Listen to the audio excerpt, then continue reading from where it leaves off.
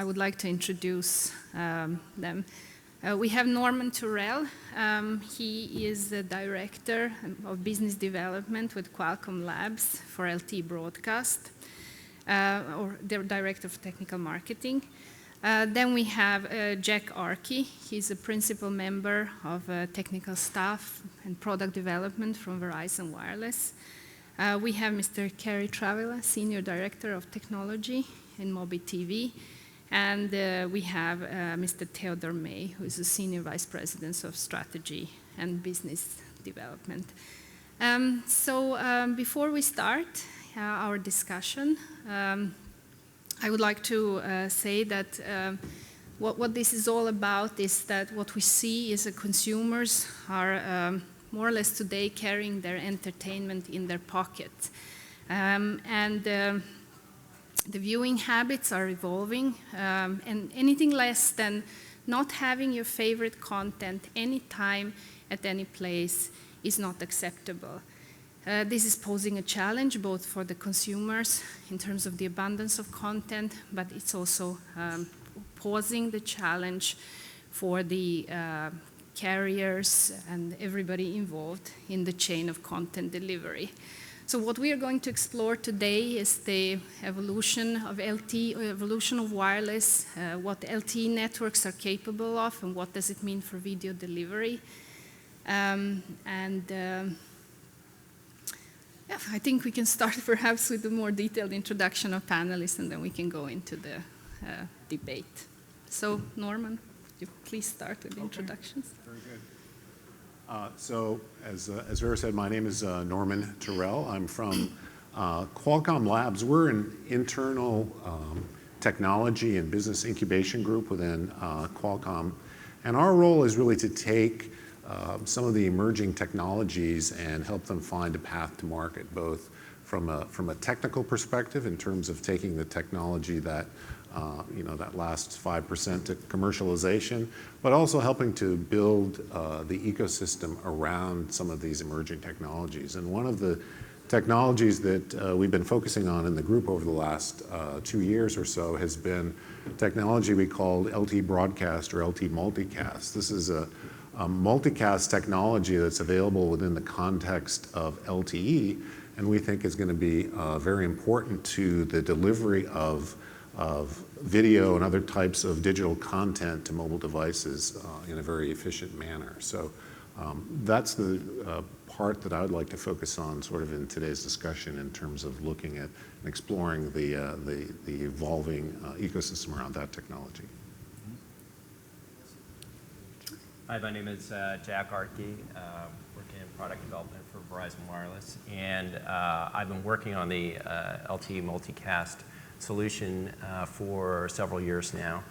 And we feel, a very exciting technology. We think it's going to deliver some new services, some innovative services to our customers. It's very exciting to be working on it. I've had the chance to work on some of the new technologies that will support the services, such as MPEG-Dash, which will be used for video streaming. And it's a really exciting time to be working on this new mobile product. Hi, I'm Kerry Travilla, Senior Director of Technology at Mobi TV. Mobi TV provides a TV Everywhere platform, and we also run managed services for cellular providers focused on live TV delivery. So our interest in LTE broadcast obviously is large as another distribution method for live linear content, as well as some on-demand possibilities. I'm Ted May. I'm responsible for content strategy and business affairs at Synacor. We are an outsourced internet services provider for cable television companies, telcos, and some CE manufacturers as well. We provide start pages for them and their consumer-facing internet experience. Through our relationship with our MVPDs, we're very involved in the TV Everywhere space, the enabling of TV Everywhere, particularly through the implementation of the authentication and authorization process. When you are authenticating to watch HBO Go content or Turner or Viacom Fox content and you have to present your credentials, username and password from your MVPD, we exercise and execute that transaction behind the scenes on behalf of all of our clients. So we're very interested in the propagation of the TV Everywhere experience across devices, not only from cable and via your telco provider in your home, but also outside the home, which is why I'm here this morning. Thank you and welcome once again. So to introduce the audience a little bit on the issues that we are facing and what is happening today, is there is about 72% of consumers which are consuming video today on the mobile devices. When it comes to carrier networks, about the 50% of the data that is passing through carrier networks amounts to video. What we are seeing also is there is a change in behavior when it comes to who is consuming the content. So even an older generation of people above 65, about 40% of them today is streaming data or streaming video on a weekly basis into the mobile devices. So mobile seems to be taking a very, very important role in video delivery. And I would like Theodor to perhaps comment a little bit on your experiences when it comes to mobile video, and also perhaps reflect on the Olympic Games 2012.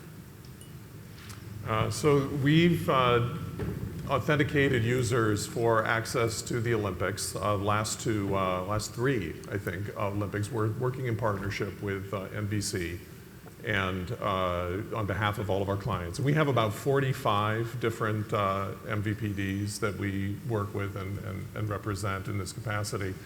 And so we've had, over the last couple of years, the ability to see sort of the progression here with how many people are attempting to access Olympic content on different devices.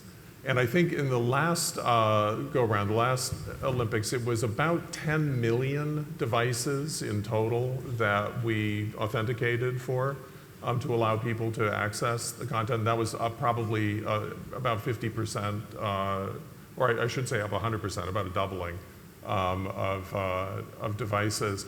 The interesting thing is, I think the content started on a Thursday night, the first events, and as it seems obvious in retrospect, but you see a peak of mobile devices right out of the gate, especially because you're still on a Thursday and a Friday, which are work days, where people are outside of the home.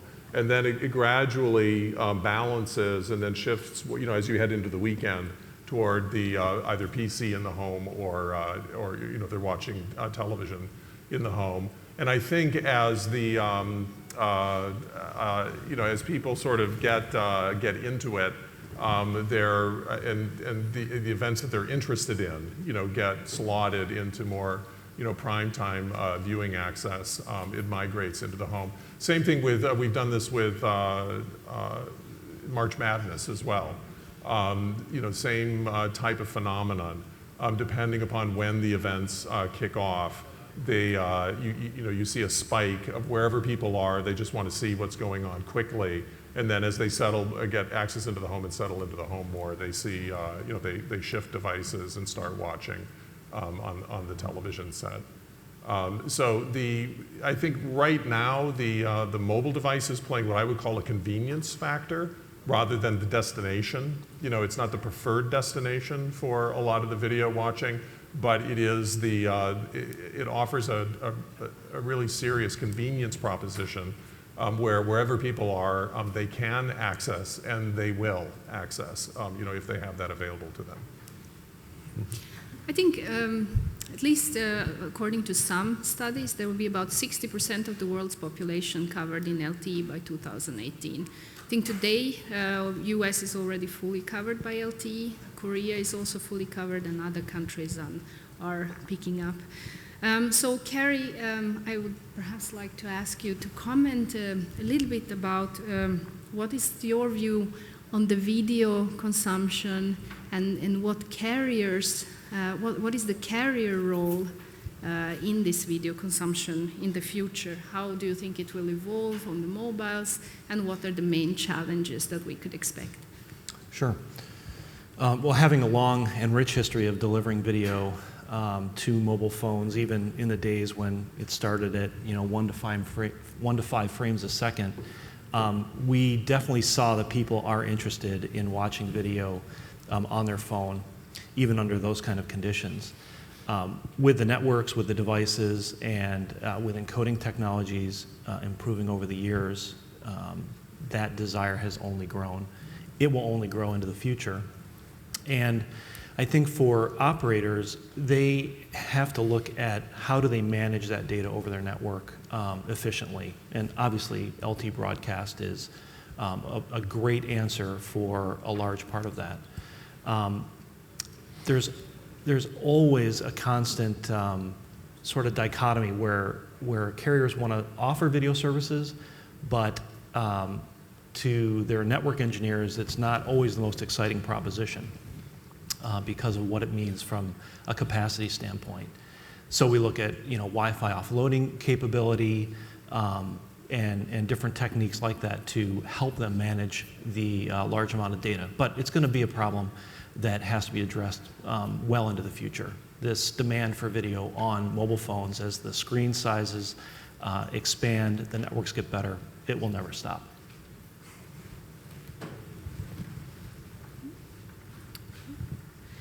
Perhaps since we're talking about LTE broadcast or LTE multicast, I'm not sure that all of you are familiar with the concept and how it works. Perhaps Norman, you could introduce the audience. Sure. So LTE broadcast, LTE multicast is actually a technology that is enabled within an operator's LTE network and within LTE devices that allows the operator to take a certain portion of their unicast bandwidth that's available and make it into a broadcast multicast signal, so that any device that's in a particular area is able to receive that information at the same time, provided they have an application and the authorization to receive it. So it's very beneficial for types of content like live sports or breaking news or things like that that many people want to watch at the same time or are particularly in the same location within the network. So, unlike other mobile broadcast technologies, this doesn't require a separate spectrum for the operator to go out and purchase. It doesn't require a dedicated network. It works within the context of LTE. So the mobile network operator is able to utilize the technology when it makes sense. So when there's a capacity advantage to sending the content over a broadcast multicast service, they can use this technology.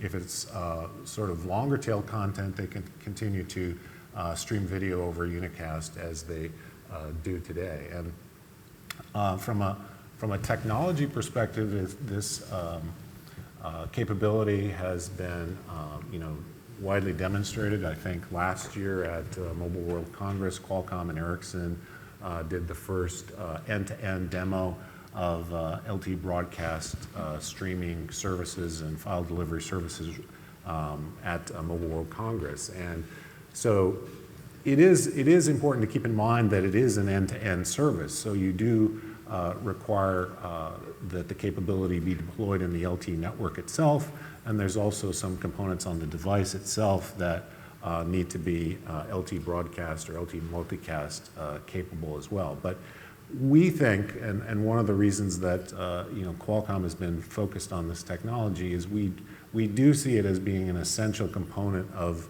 the mobile network operator's overall strategy in delivering video services, because Vera mentioned that right now 50% of the traffic roughly that's running across the mobile networks is video related services. And if you look at the market projections, that's anywhere from 66, 70, 75% within the next couple years. So it's clear that the demand for video across mobile networks is going to continue to increase. So LTE broadcast is one of those technologies that can help not only mitigate the demand on the network itself, but also provide the end users with a much higher quality experience than they could get if it was purely unicast delivery. So if I understand correctly, Norman, right? If you have an LTE broadcast stream, let's say, for example, in the stadium or somewhere, it's one single stream, and it doesn't matter if it's 1, 5,000 or 10,000 users receiving that stream. That's correct. They all can join in. Right. So, for example, if you're trying to deliver streaming video inside of a sports stadium, it doesn't cost anymore from a network capacity perspective to send it to one user or to 100,000 users, because it is a true broadcast capability from the air interface perspective. So you're sending it to everyone at once, essentially, rather than pure one-to-one as you would over a typical LTE unicast network. Okay, perhaps I can ask Jack to comment a little bit about the differences between unicast and broadcast, and what shall we aim for when, and what happens when it comes to user experience if we are receiving an LTE broadcast stream. Sure. I understand that it's operator that can select the quality, and then that quality is really guaranteed once when you start delivering the stream. That's right, and I think Norman alluded to some of that already. When you actually allocate this capacity to LTE multicast, you assign what's called a guaranteed bit rate. So once that bearer is set up and you're streaming video over it, that bit rate is guaranteed. You're going to deliver those bits to the end users. So as a result, the quality is much better. It's uninterrupted. You're not going to experience the type of buffering that you do over unicast transaction. And of course, with multiple unicast access of the same stream or other streams and other types of unicast traffic, you start to see that impact to your capacity. So that's a nice thing that happens, is that over multicast, you're having everybody join this one stream and then not affecting the rest of your capacity. So you can open it up for all the other good services that can happen over and should happen over unicast. So there's going to be no rebuffering. What's that? Little circle. Yeah. I mean, only when you're tuning to multiple channels would you have a moment when you're negotiating that new channel. But otherwise, once you start streaming, it's guaranteed. So is it only live streaming, or is there other things that you can do with LTE multicast? Right. So it's interesting. We've been talking strictly about video here, and I should say that Verizon chooses to use the term LTE multicast because we don't just see it as a video product, and I think broadcast has the connotations of video. So when we say multicast, it's because you can send out anything to multiple users, and that could be any type of data. And so this opens up a variety of different types of applications where we want to send synchronized data to multiple users in a localized setting or in a national setting or a regional setting. One of the great things about the LTE multicast system is that you can provision it in such a way that you can focus it to very limited local areas. So there's a lot of customized types of services that can be offered over multicast.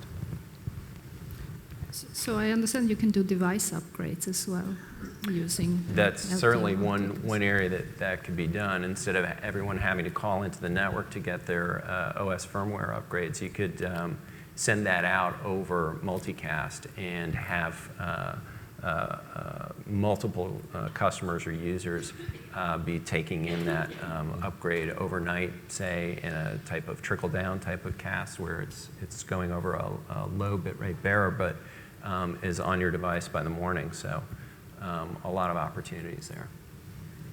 So what you're saying is you can literally broadcast on the street corner, on the train station, on the stadium, in the city, in the country, right? Yeah, there are multiple different provisioning scenarios over different frequencies. So there's a great deal of ways that you could provision the service in a very localized manner. But that doesn't mean that your spectrum has to be allocated permanently. No, that's right. So we have a provisioning system that allows us to put up a broadcast, take down a broadcast or multicast session at will with start times and stop times, adjust that schedule if we need to. So there's a whole sense of schedule when you're putting up and tearing down these multicast services. So you're kind of time sharing the capacity between the unicast and broadcast depending on the demands. Really. Absolutely. Okay. Okay, so perhaps we can wake up at the end of the table. And, so Theo, perhaps I was thinking if you could comment a little bit about the near-term and long-term consumer experience and what are the supporting business models in? Easily done. Let me start at the end and work backwards. And I'm going to offer something that may be upsetting, but as a proposition to test out and sort of work backwards from. If the carriers, the 4G LTE carriers are serious about taking advantage of the opportunity that is presenting itself, I think, from the consumer perspective. And what I would argue is that what is possible is an inversion of the old model, that was the old cable model.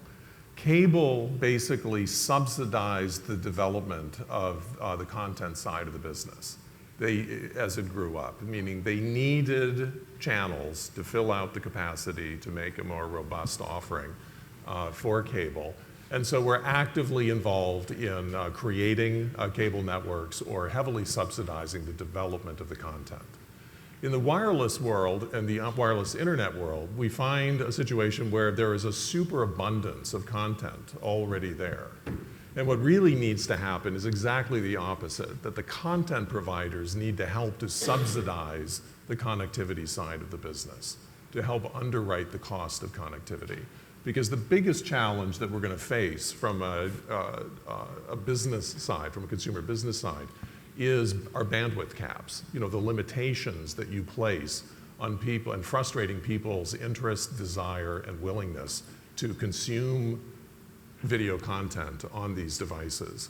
And there needs to be a model where the programmers that want to reach people, via the wireless and mobile devices help, through kind of rev share relationships to underwrite the cost and avoid, charging more and more and more and more for connectivity.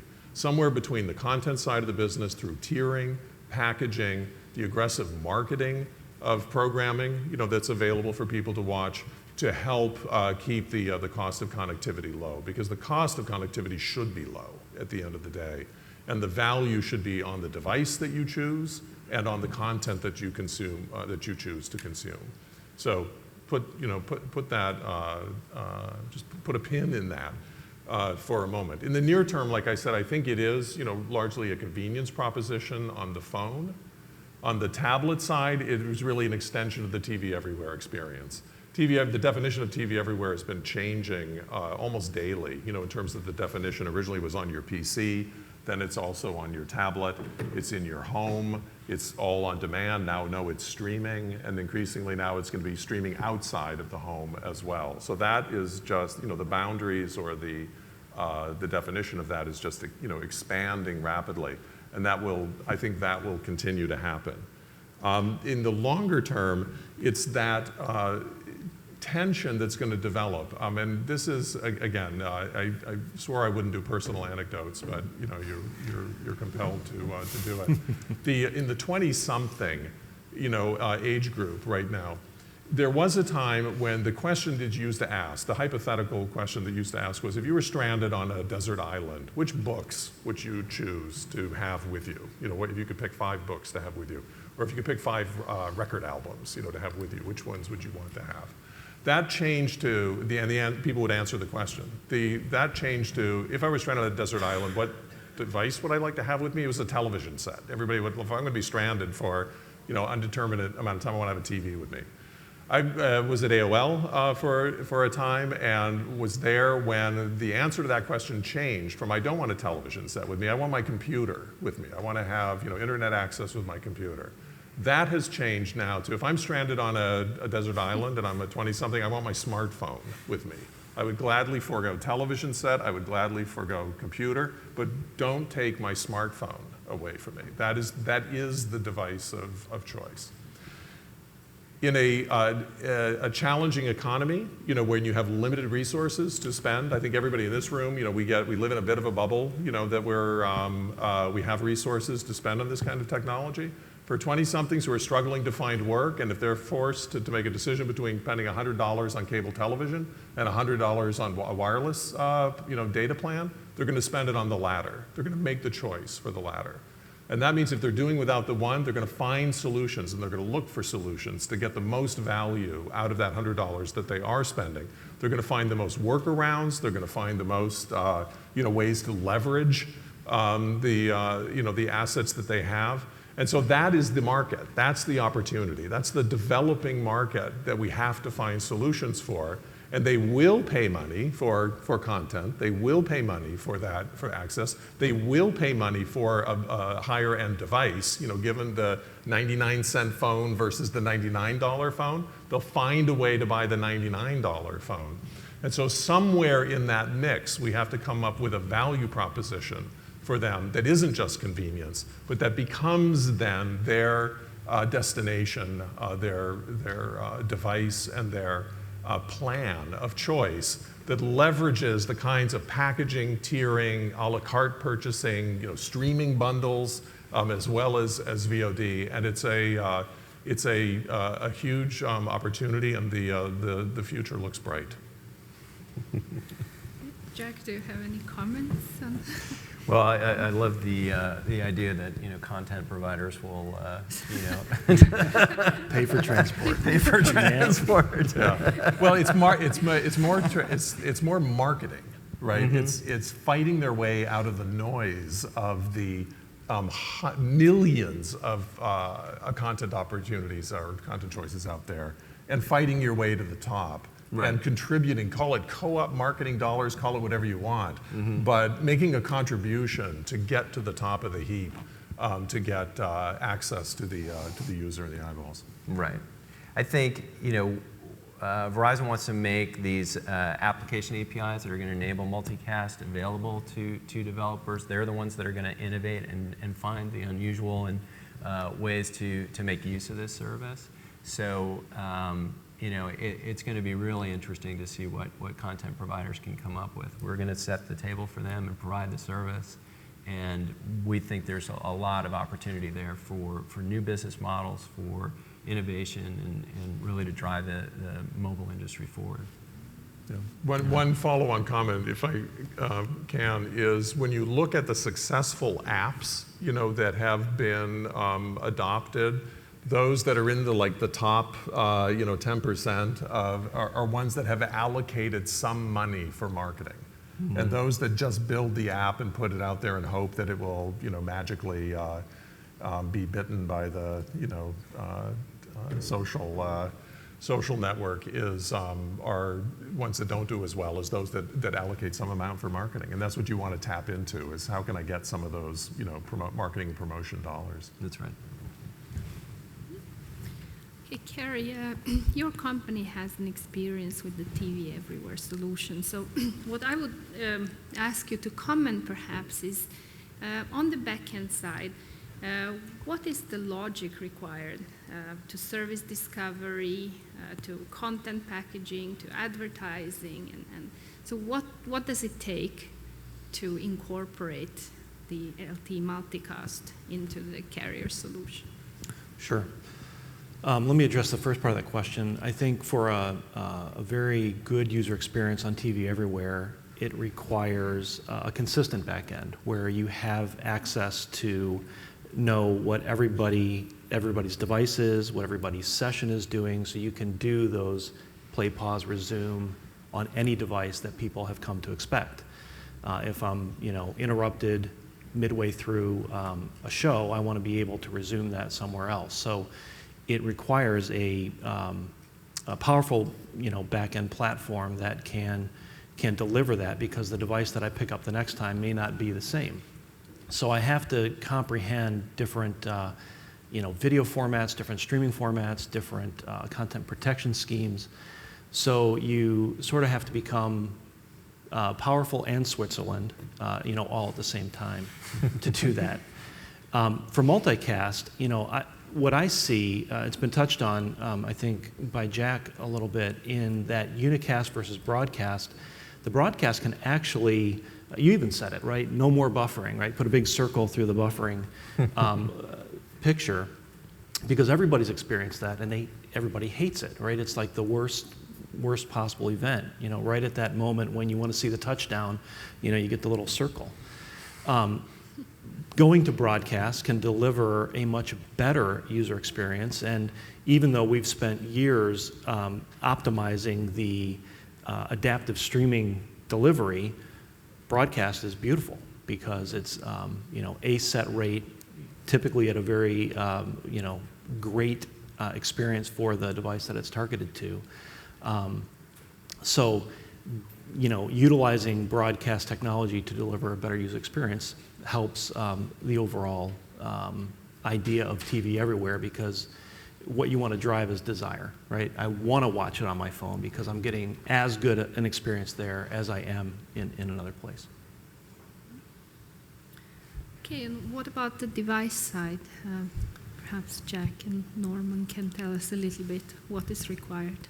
Yeah, and I think Norman touched on this a little bit. So the devices, of course, require a modem, that modem chip that can tune to the broadcast signals.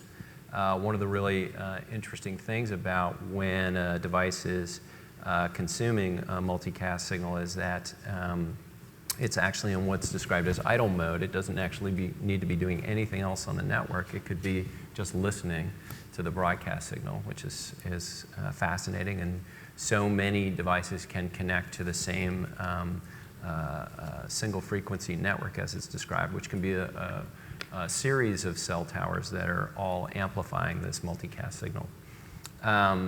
Also on the device, you need a middleware that can negotiate all of the broadcast or multicast services. So it has a knowledge of the services that are available at any time and any future services that are being scheduled in the network. It can set timers to, for example, do a file download at a future date. And the middleware will negotiate those broadcast signals with the modem chip, and also has a set of APIs to talk to any application that wants to take advantage of those multicast signals. So those are the two main core components that need to be on the device in order for the device to consume multicast. I understand, Norman, that very soon all the commercially available devices from Qualcomm will have the capability on the chip side. And then when it comes to middleware, is it downloadable or?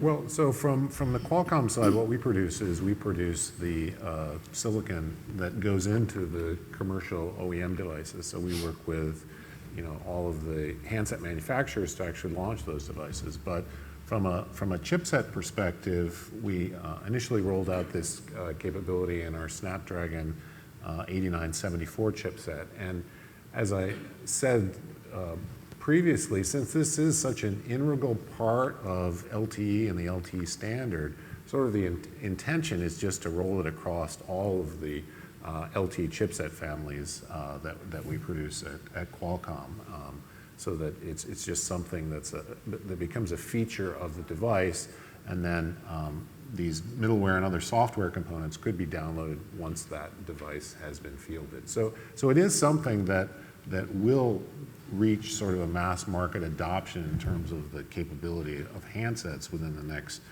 few years. And that's always, I think, been a challenge with some of the broadcast technologies in mobile devices, is getting that critical mass of handsets so that you have an audience that you want to broadcast to. Mm-hmm.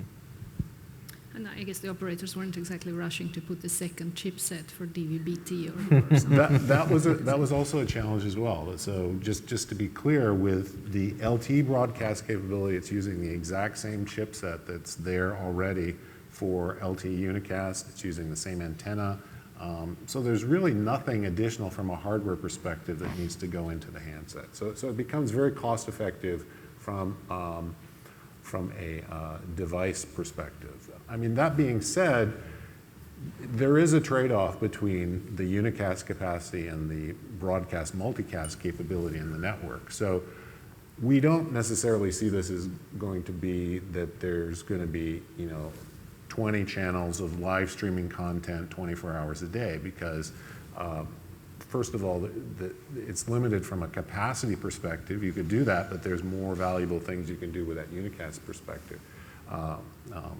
But generally, the trade-off between when it makes sense to send the content over broadcast multicast is anywhere between a few users per cell site. So if you have content that's being viewed by more than, say, 2 to 4 users in a typical cell site, then it makes sense from both a capacity and a cost of delivery point of view to send that content over multicast if you're looking at it from the mobile network operator's point of view. And we actually put together a white paper with Ericsson that we have available that kind of goes through that analysis if anyone's interested in more detail. I think your comment about what makes sense sort of for broadcasting or multicasting is also related to how the users are behaving. I mean, I think I've looked at for some European statistics, and about 50% of people is consuming same 4 TV channels. I think it's similar in US. They say that about 80% of people is consuming 20% of content, and then you have a long tail. So it's really combining the two. Right. And it's very hard for me to comment. I mean, given the Qualcomm market share on the LTE side, it's sort of very hopeful. Well, I think that's the other point to mention about this technology is a completely standards-based technology. So LTE broadcast, or EMBMS, as you may occasionally hear it referred to in the standards body, is completely standardized by 3GPP, which is the technology group that handles the LTE standards. So it's something that any of the vendors can implement in their products. So again, I think it's something that over the next several years, you'll see this technology sort of hit the mainstream in terms of capabilities on mobile devices. Theo, one thing which is rather important in all this is how we're going to authenticate all these users and content and different, providers, and how will that all work together to make it simple for me as a user? Yes. I wish I had an answer for that question. All I can say is Synacor is working on that. We spend an inordinate amount of time, justifiable, large amount of time on that very question. And I would sort of attack it from 2 ways. There is one thing that's going to be very important in the future, especially when you consider cord cutting, cord never, cord, all these anxieties that are out there, is the fundamental importance of some kind of subscription relationship with a provider. Some relationship that is the basis for your billing relationship, and all of the different kinds of services that you consume, again, from a content perspective, whether it's on subscription, on demand, or a discrete asset, however you're doing your purchases. And trying to hang on to that relationship and extend that relationship is going to be the key for whatever kind of provider you are, whether you're an MVPD or whether you're just an ISP, cultivating that relationship and really establishing a better marketing relationship with your consumer, and helping to rationalize the overwhelming amount of choice that's out there from a programming perspective now. And arranging it in sort of rational bites and bundles from a consumption perspective. So becoming a better merchandiser of content at the end of the day, I think, is what's going to help keep that relationship. Then extending that relationship through, whether it's leveraging your social IDs, whatever IDs you have out there, in a kind of collaborative way, starting from whoever you have your primary billing relationship with, but linking those together and giving the end user, some degree of management, control over that personally and from a household perspective. And enabling that is what's very important. So as we're moving, Synacor is moving from, cloud ID based on the MVPD billing relationship. We're starting to bring in social ID now too, and sort of extending those options to make it easier for people to move, laterally across different devices. And we also are one last point is we do a lot of upselling of what we call value-added services, where we are tied into the billing systems of the MVPDs, so we can offer subscriptions to premium product like Major League Baseball, NASCAR, music services, where you can do single-click ordering of those services and be pre-authenticated and have the ability to access them directly from the portal without having to go to their website, use a different ID to log in and access those services. So extending that kind of network based on your personal ID is the solution that we are pursuing. That was a subtle advertisement as well. So perhaps Jack could comment about the role of carriers then as a service providers and applications and capacity for the delivery of content. Yeah, and I think I indicated that earlier, that we really want to make this service available to application developers through application APIs that are going to interact with the multicast middleware, and give them the opportunity to innovate with these services. Obviously, we think video is going to be a strong area for development, as well as some of the other data delivery types of services that we alluded to earlier. So I think that's our responsibility as far as Verizon is concerned, is just making the services available so that the opportunities are there for new innovation. Okay, and what about the economics of LTE broadcast? Maybe Norman can comment about. Sure. So I think you can look at the economics of doing video over LTE from a couple of different perspectives. I mean, obviously, and we've talked a lot about the broadcast capability within LTE, but also keep in mind that there's still very good business potential for unicast video delivery over LTE as well for various types of video services. But we did an economic analysis earlier this year where we looked at how many people does it take in a given area to make it beneficial to send this content over LTE, not from a unicast perspective, but when does it make sense to switch to a broadcast multicast perspective. And if you're looking at it purely from a capacity perspective, and when do you get more capacity out of the network, it turns out that it doesn't take very many users at all. It's depending on the specifics of your network topology, it's anywhere from 2 to 4 users per cell sector on average throughout the network. So if you look at dense urban, and a lot of other environments where you have a fairly robust population density, you can imagine that there would be many instances where you would have more than a couple of users per cell sector watching the same content at the same time, particularly if it's something like live sports or breaking news. So that's on the live perspective. But then if you look at sort of the file delivery capabilities, which we haven't talked about much, but which are also a very important part of the broadcast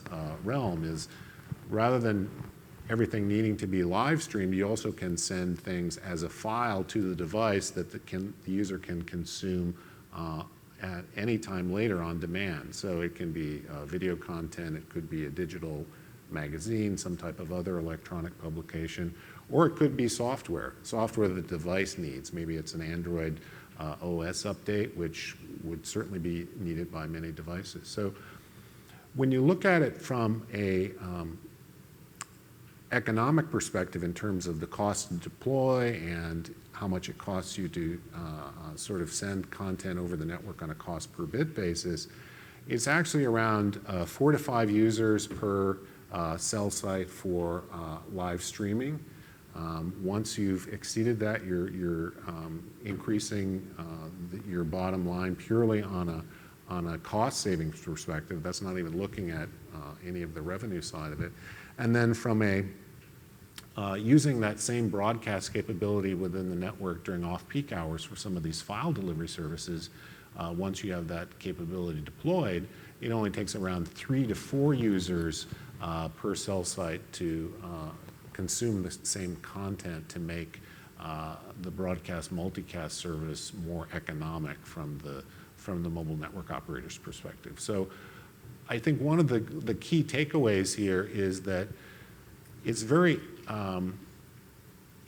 cost effective to deploy this capability in the networks and on the devices, and it's also very easy to use it in sort of a targeted perspective. You don't need to think about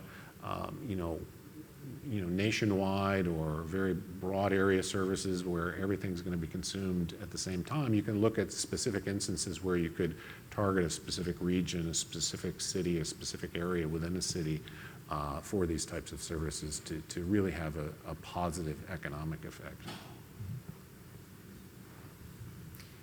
Okay, so today we seem to be experiencing a perfect storm. We have LTE multicast together with MPEG-Dash and HEVC.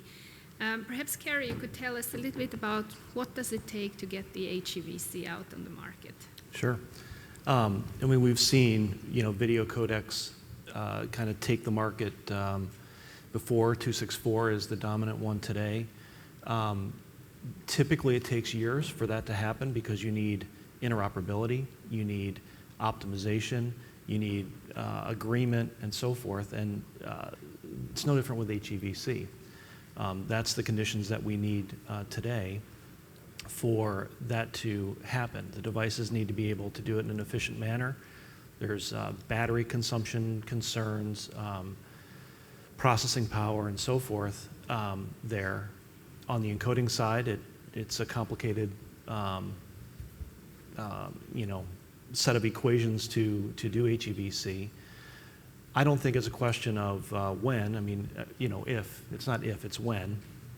And I don't know, maybe LTE broadcast is the right place to just draw a line in the sand and say, let's launch with HEVC. I don't know. That could be controversial.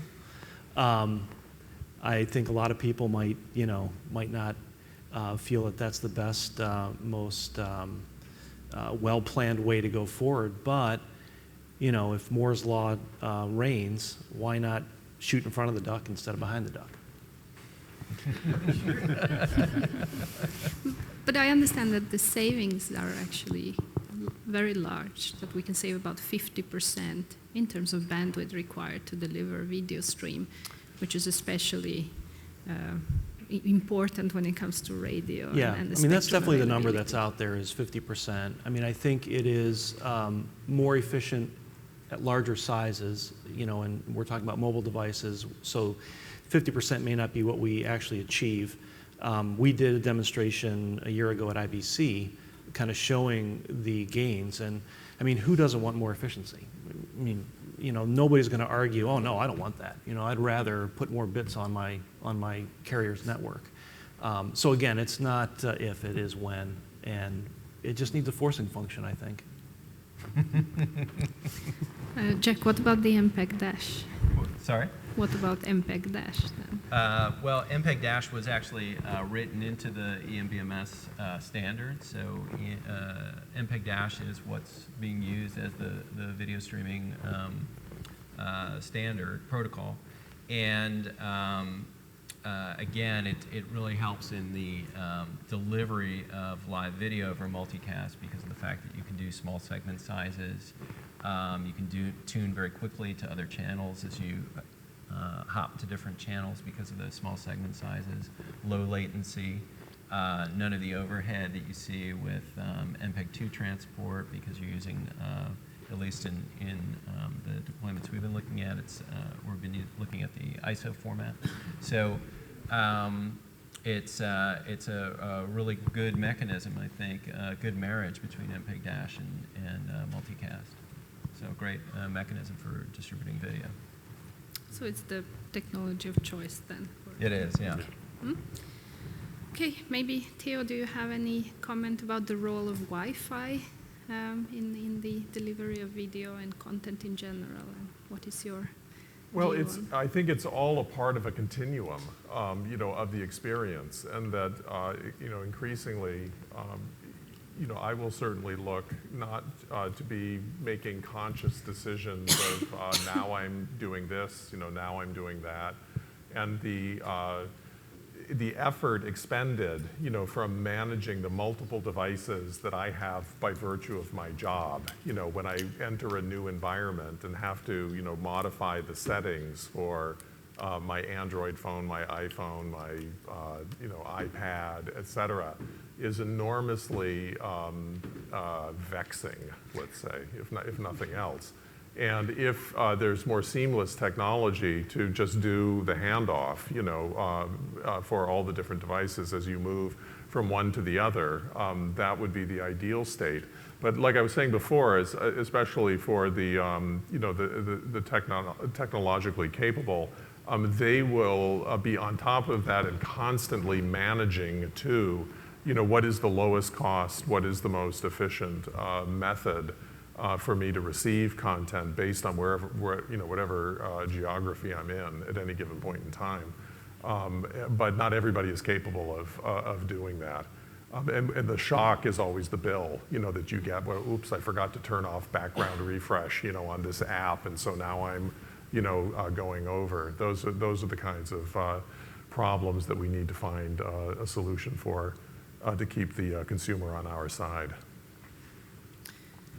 Okay, I think just a final remark on the availability. I think, Norman, you already touched on it when it comes to chipsets, but I think the commercial availability of the whole solution for carriers to deploy it. Yeah, I mean, Qualcomm has been working kind of in help promoting the ecosystem around LTE broadcast for the last couple of years, and we're sort of seeing it now. Initially it was, let's just prove that the technology works, and that was sort of, last year. This year has been about kind of building up the ecosystem and getting all the necessary vendors in place. And I think, 2014, 2015 is going to be about actual network deployment. So I think you will start to see mobile network operators deploy the capabilities in that time frame, and there will be mobile devices and that will support the technology in the time frame as well. So it's really a technology that is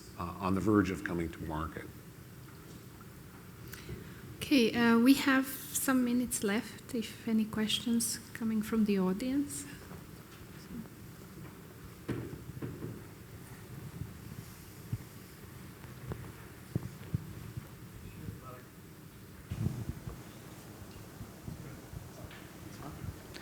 Shiv Balakrishnan from River Silica Technologies. Great discussion, loved it. I had a couple of questions, but I'll ask my favorite one, which is, whatever happened to IMAX? Is it dead, killed by LTE, or? Well, I think it's still out there as a standard, but I think you can look at what's happened to LTE as kind of the number of countries, the number of operators who have deployed LTE, even on TDD spectrum. It's clearly been sort of the predominant technology that's been deployed in the last couple of years. So, What made it better? I think it's the ecosystem around it, the fact that it was able to leverage the overall LTE ecosystem. So there can be, this technology works on both FDD and TDD spectrum, so there was just a huge ecosystem that could support that. I think that was one of the things that made it successful. Hi, my name is Sarah James. I'm with SNL Kagan.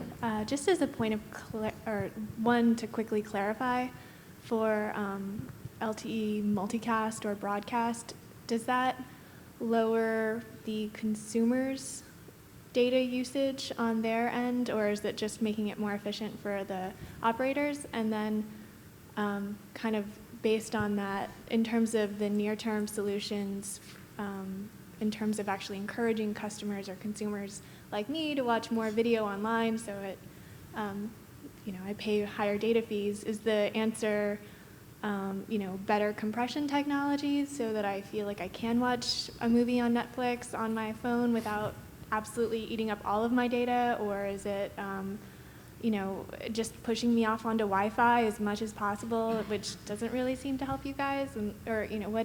Like in the near term, HEVC is great and I hope it happens, but it feels like a few years off, and so just wondering. Yeah, yes to all of those things. As far as data is concerned, there are other ways that you may be charged for data, but certainly not for the transport. I think that's what we were talking about with content providers. So there are going to be other ways that this is paid for. It has to be paid for, but that's one of the ideas. Is we want to encourage users to make use of this service, right, and manage our capacity. So I think there'll be ways there to incentivize consumers to use it. And I think it is important to remember that from an economic standpoint, broadcast does fundamentally change sort of the whole cost perspective, because with a unicast-based services, the more users you have on the service, fundamentally the cost to deliver it increases. With multicast, that's not necessarily the case. So it opens up a lot of other potential business models that a mobile network operator could look at beyond just flat tariffs or per byte charges or those types of things. So he can't promise that. But in general, yeah, the idea is that you're sharing that that video with multiple number of people. You shouldn't be charged individually for it. That's the difference between unicast and multicast. Right. Right. The meter should change, or it should be outside the cap. Right. Exactly. On that, one question I had was, you're transmitting the same thing, but the user experience will depend on the device, right? It could be vastly different. Well, I mean, you are receiving a certain encoded bit stream. Let's say it's 800 kilobits per second, 1 megabit per second, whatever it is, and it's at a certain resolution. So yeah, there is device dependencies. How good does it decode H.264 at that resolution? But in general, you're getting, that is the stream you're getting. So yeah, your decoder does come into play, but it's a lot less variable than a unicast session that could get, trumped by somebody's Facebook session and all that. Yeah. So don't bring your feature phone, bring your smartphone. No. So in that case, is there any advantage of doing adaptive bitrate over multicast? So there is no adaptive bit rate. In fact, this is a discussion that I joke about. Using dash, none of those letters of the acronym apply to broadcast. So it's really funny to use dash over broadcast. But yeah, there is no dynamic adaptive streaming. But you could actually potentially envision it, right, as well. I mean, if the operator wants to use less capacity, you can say, okay, now I'm having a problem with the capacity, so I want to reduce the rate on that particular stream that I'm delivering. Even though it's a broadcast stream, there could be a flexibility. Mm-hmm. Yeah, absolutely. I think some of the other areas that make sense to use dash for the broadcast, LTE broadcast technology is also as it relates to potentially handing off between a broadcast coverage area and a unicast coverage area. If you're doing that in a dash paradigm, you can actually do that fairly seamlessly. Whereas if you were not, you couldn't hand it off seamlessly. And I think the other point is that since many of the existing infrastructure components in terms of delivery are going to MPEG dash over unicast, it just makes sense to use that same sort of back end from an operational perspective for the broadcast services as well. Yeah, it's a great point. We've been doing fragmented MPEG-4 for many years before dash, which it's the same file format inside, and we're fully embracing dash for that very reason.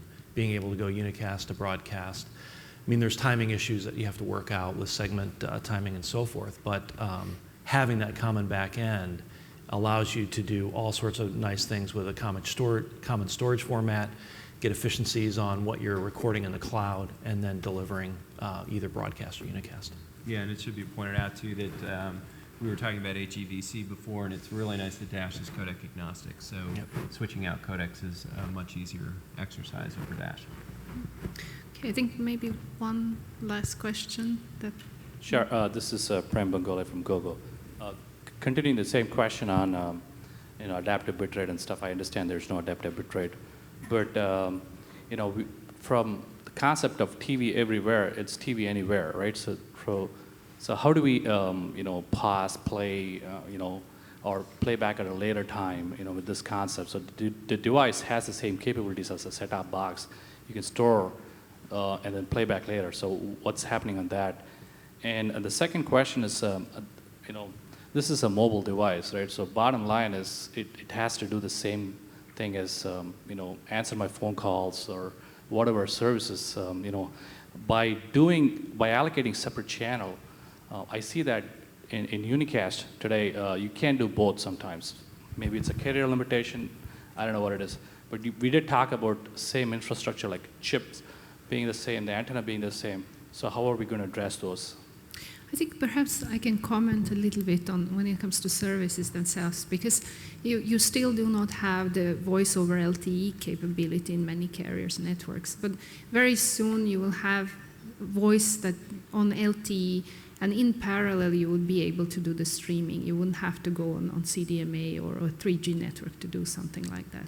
So in principle, I mean, we have already tested, having a VoLTE call together with receiving an eMBMS session. Then, of course, it becomes a matter of priorities on whether a user wants to take a voice call and basically omit the audio then from the broadcast stream. But it's going to be possible in the near term. And one of the use cases we always talk about is, you have to care for that use case where you and your buddy are both watching a football game and want to be able to talk about it while you're watching the video. So we like to take care of that scenario. Okay, I think perhaps you had one more question. If it's short, I don't know, because we're kind of running out of time. A lot of pressure there. Short question. Right. An easy one.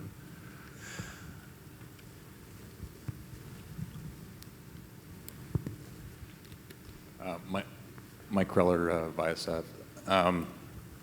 So I get the appeal for the carriers with multicast, particularly with live, everybody watching live, no pause capability, but how does that benefit deteriorate, or how do you handle pause, rewind, or how does this extend to video that is not live, not real time? And how do you see the benefits in that case? So in a live scenario, when you're watching a live event, it's another nice thing about Dash is you have the capability to move the transport back, move the player back, so you can go back 10, 20, 30 seconds. It all just kind of depends on how you want to set the buffer in your device to hold on to those files, those Dash files, those media segments. In the case of a file download, it's up to you, when you want to watch that file. So it's just about getting the file delivery to you at the appropriate time. And we see a large potential to do that in off-peak hours when you're asleep or you're not using the device to get those types of video files to you. Okay, I'd like to thank all the participants for the discussion today. I think it was very interesting, and I'd like to thank the audience. Perhaps introduce myself as well. So my name is Vera Kinehan. I work for Ericsson as a strategic product manager. I have been working with LTE standardization from the start on architecture definition and then the evolution of protocols, but also on MBMS standardization in 3GPP. And since then, I have been strategic product manager for services over LTE, and that includes then video and optimizing video delivery over LTE. Thank you. Thank you. Thank you. Yeah.